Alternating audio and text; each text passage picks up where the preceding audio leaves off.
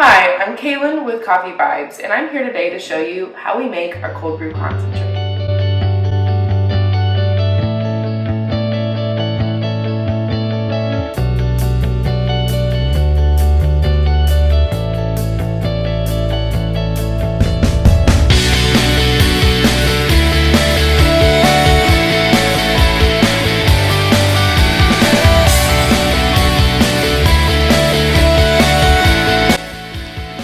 Okay, so today we're going to be using our Toddy Brew system.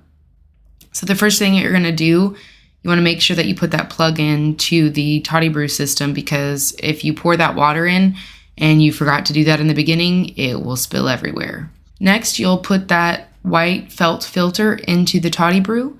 Make sure that it's nice and snug in there. It won't sit perfectly. Sometimes there's a crinkle in it. That's okay. It will still drain properly, so just make sure that you get it in there nice and tight. So then we will weigh out the beans. It is a very strong ratio, almost like a espresso. It's very concentrated. It's a 1-to-7 ratio. And here I set the grinder to the correct setting. So you want your setting to be where, if you're making a French press, basically along those lines of whatever setting on your grinder that you would use for a French press, that would be a good setting to start with. And of course, you can play around with the grind settings over time. We use a burr grinder to grind our beans. It grinds evenly as opposed to a blade grinder where you're going to get more uneven coffee particles. Next, we're going to pour in our grounds into the Toddy Brew after you have your filter in. And you'll want to start pouring the water after you get all the grounds that you want for your brew. Make sure that you saturate the beans. That's really important. When you're pouring, you want to make sure you get every bit of the grounds wet. If you find that you're missing spots, you can always stir with a spoon, a wooden stick, a wooden spatula, whatever you use.